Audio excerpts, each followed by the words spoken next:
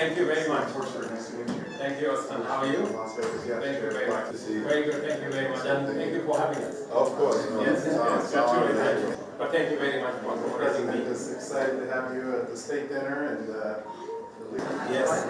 that's a huge delegation of business leaders down there about a month ago. Your Excellency.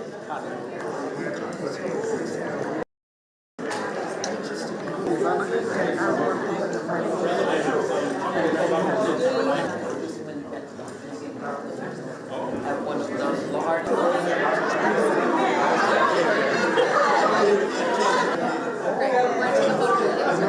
Of course, the chair of the Congressional Black Caucus.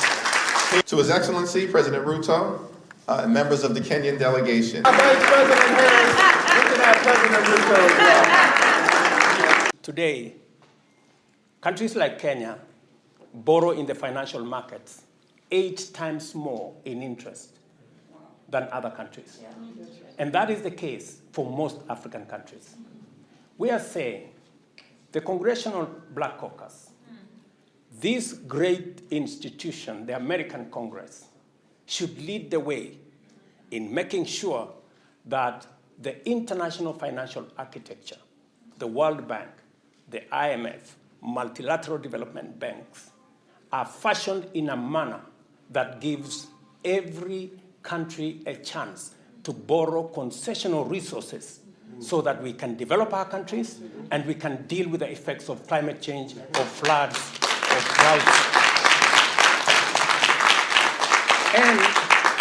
And that no country spends more money servicing debt than paying for healthcare or education or social services for their citizens. The World Bank and IMF are doing what they can. I have tremendous respect for Ajay Banga, and I have tremendous respect for Kristalina. But this Congress, ladies and gentlemen, we request you, and I was asked specifically to ask the American Congress to double its contribution to IDA, the concessional window of the World Bank that makes sure that countries like Kenya can have resources not 8 times more expensively, but as the same as other countries. We are already working on it. I am happy you're already Working on it. Africa, Kenya, and the USA share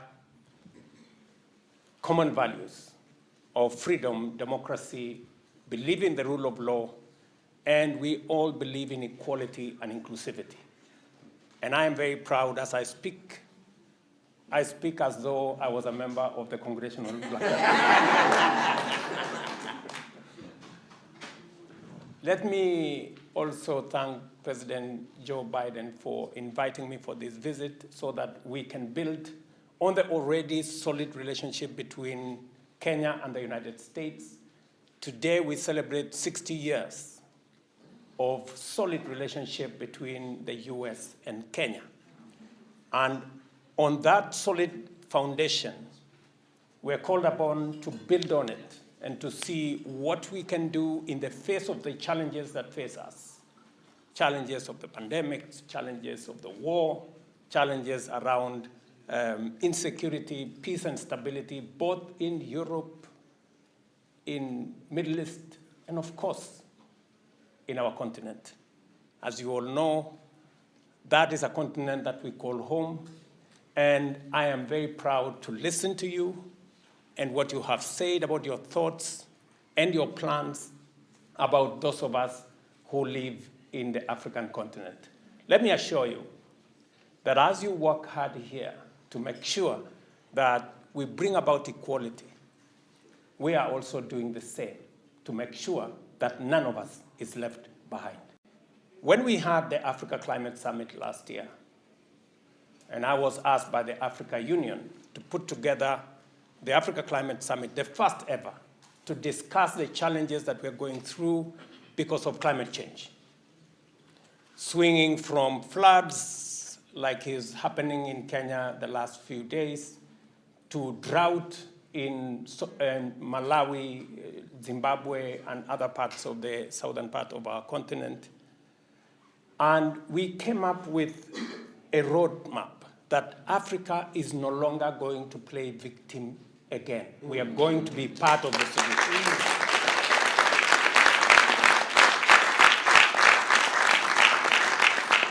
And because Africa is a rich continent, we have assets, we have the most renewable energy resources anywhere in the world.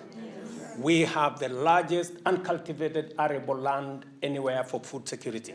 We have the youngest young people. Our median age is 19. In fact, 40% of the world's workforce by 2050 will live in the African continent. And let me also tell you, a quarter of the world's population by 2050 will be living in Africa. So with these assets, we have made a determined push that we want to work with America. We want to work with you on 3 major items. Number 1, we want to work with you on trade and investment. Yes. And I am very happy that I have had you with clarity saying that you want to reprioritize the Africa Growth and Opportunities Act, AGOA. My request to you from your friends, brothers, and sisters in the African continent is that that be done in a timely fashion so that we can see how we can expand investment. People are planning when they are going to invest, and we want you to assist us to renew AGOA for 10 years. That is the message from your brothers and sisters from the African continent, number 1. Number 2, when we met 3 weeks ago, I was asked by the World Bank to convene the International Development Association's 21st Replenishment Summit, where we are having a conversation on how we can assist African nations, 26 of them that are on the brink of debt distress.